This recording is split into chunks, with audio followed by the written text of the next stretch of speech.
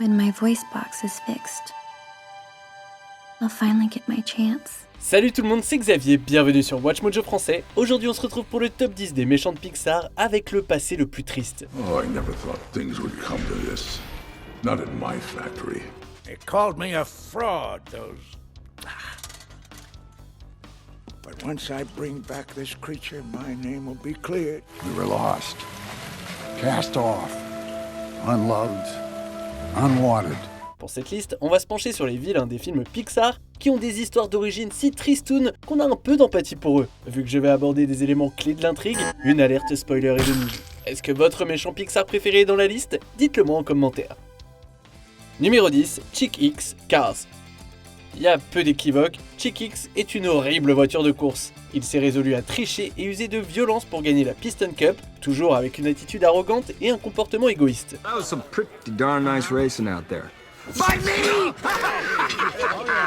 Welcome to the chick era, baby! Mais ce sale comportement et son obsession pour la victoire sont issus d'un sentiment d'insécurité. Au cours de sa carrière, Chick était l'éternel second. Et même quand le King est proche de la retraite, c'est un jeune débutant, Flash McQueen, qui se met en travers de sa route. Chick thought this was his year, Bob.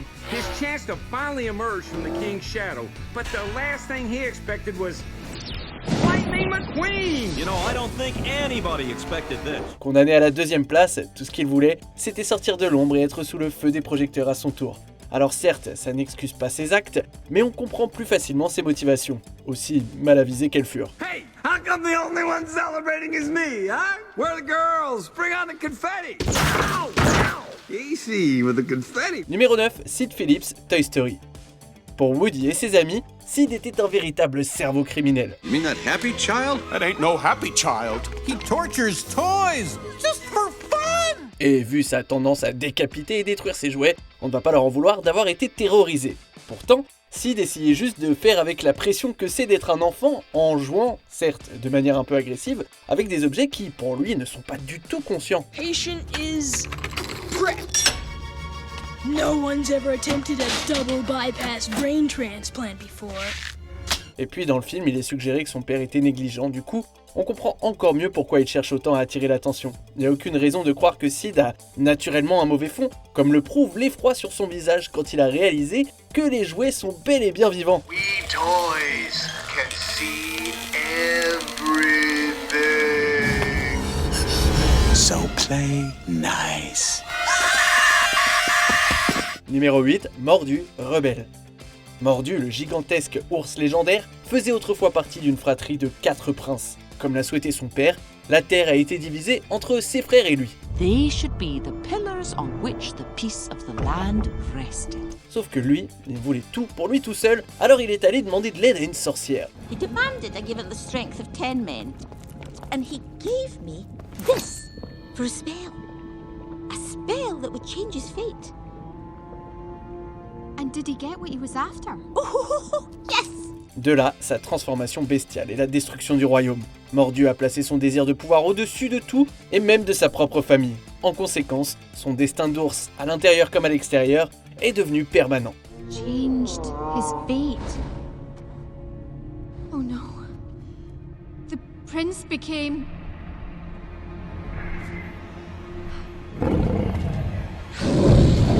C'est la triste histoire d'un homme qui n'a pas réussi à comprendre ce qui était essentiel à la vie et qui a tout perdu en conséquence. Son expression quand Mérida et Elinor tuent l'ours et libèrent son esprit veut tout dire.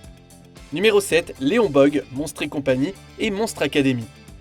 Dans Monstres et compagnie, Henry J. Waternoose et Léon forment un binôme méprisable. Le PDG, motivé par l'envie de garder son entreprise en bonne santé, n'a lui pas reçu d'origine élaborée. Cela dit, dans Monstre Academy, on apprend que le monstre lézardesque et acolyte de Waternoose n'a pas toujours été un méchant. Hey there, I'm your roomie. Name's Randy Boggs, Scaring Major. Oh, Mike Wazowski, Scaring Major. I can tell we're gonna be best chums, Mike. À la base, Léon était plutôt du genre étudiant un peu réservé, et c'était même le coloc et le pote de Bob à la fac.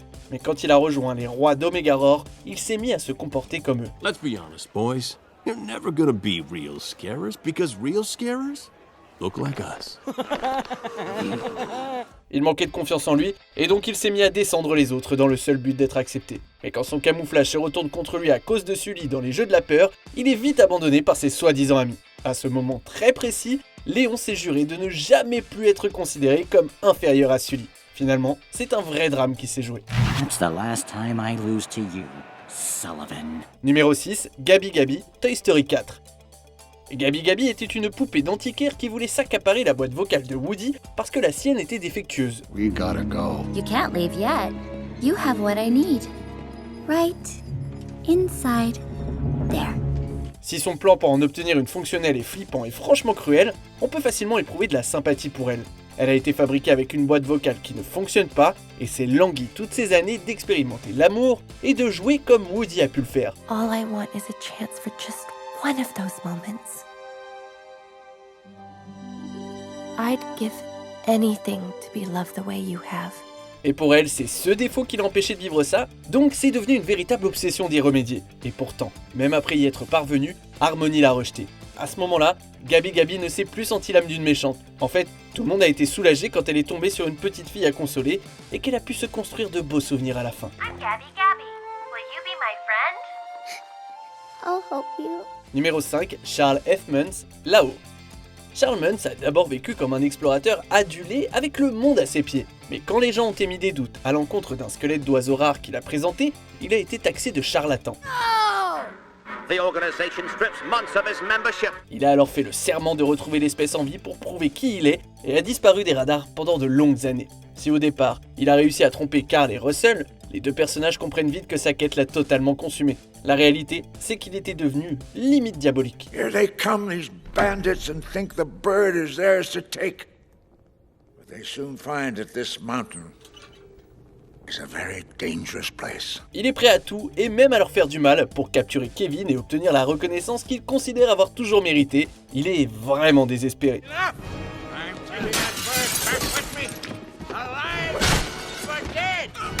Finalement, Munn s'est passé à côté de l'opportunité de construire un foyer et de mener une vraie vie parce qu'il était coincé dans le passé et c'est bien dommage pour ainsi dire. Numéro 4, Papy Pépite, le chercheur d'or, Toy Story 2. Le chercheur d'or voulait désespérément être présenté au musée du jouet Konishi, ce qui est possible seulement si Woody y va aussi. The museum's only interested in the collection if you're in it, Woody. Without you, we go back into storage. Du coup, quand le shérif a décidé de retourner chez lui auprès d'Andy, Papy Pépite a quitté sa boîte pour la toute première fois avec la ferme intention de l'en empêcher. Alors certes, c'est mal, mais le pauvre est resté coincé dans son emballage toute sa vie. Prospector, this isn't fair. Fair? I'll tell you what's not fair. Spending a lifetime on a dime store shelf watching every other toy be sold. Il n'a jamais connu l'amour d'un enfant. Alors pas étonnant qu'il soit si vénère contre eux et qu'il s'en méfie. Il pensait sincèrement que les enfants détruisaient les jouets pour finir par les bazarder. Andy's growing up, and there's nothing you can do about it. It's your choice, Woody. You can go back, or you can stay with us and last forever. Quand on connaît l'histoire de Papy Pépite, on comprend mieux pourquoi il considérait le musée comme sa meilleure option et la plus sécure finalement. Numéro 3, Evelyn Devor, l'hypnotiseur, Les Indestructibles 2.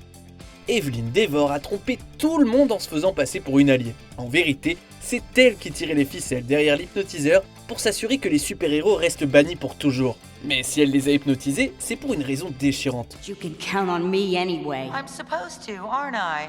Because you have some strange abilities and a shiny costume, the rest of us are supposed to put our lives into your gloved hands. Son papa, grand fan des super, les a appelés à la rescousse un soir. Mais ils n'ont pas pu le sauver et ce dernier a été assassiné. Evelyn a toujours détesté l'idée qu'il se soit reposé sur eux plutôt que de se cacher dans la chambre forte. He died. Pointlessly. Stupidly.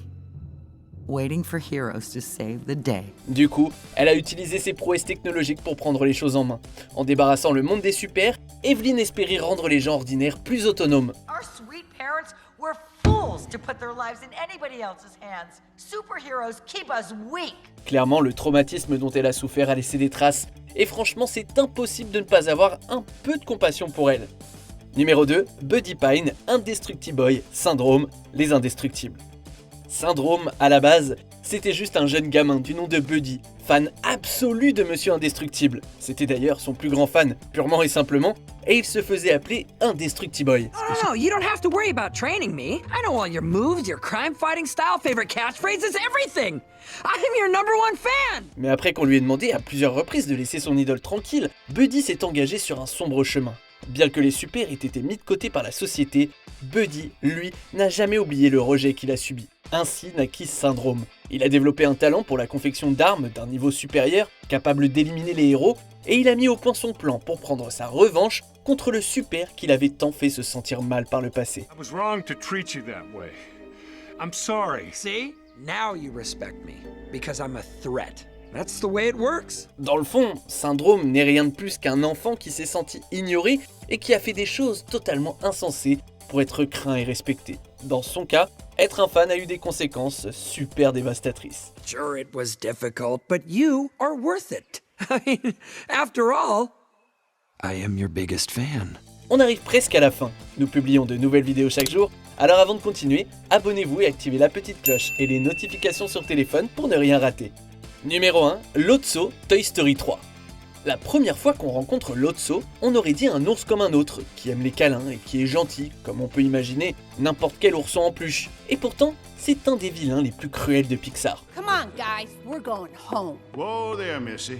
You're not going anywhere. Lotso est impitoyable, mais s'il est comme ça, c'est simplement parce qu'il a souffert d'une grande perte et que ça lui a fait beaucoup de mal. Avant, il avait une relation magnifique avec une enfant du nom de Daisy, mais les choses ont pris un tournant des plus sombres quand il a accidentellement été oublié avec d'autres jouets sur une aire de repos. Ils ont parcouru une grande distance pour la retrouver, tout ça pour apprendre qu'elle avait tourné la page et qu'elle avait désormais un nouvel ours Lotso. Something changed that day inside Lotso. Something snapped. She replaced us. Come on. De là, il a arrêté de croire aux liens qui unissaient les enfants et les jouets, et c'est comme ça qu'a commencé sa vie de méchant à Sunnyside. Alors, si vous ne voulez pas que vos jouets deviennent des tyrans sans pitié, montrez-leur que vous les aimez. Que pensez-vous de notre sélection ? Dites-le moi en commentaire et checkez ces autres super vidéos de Watch Mojo français.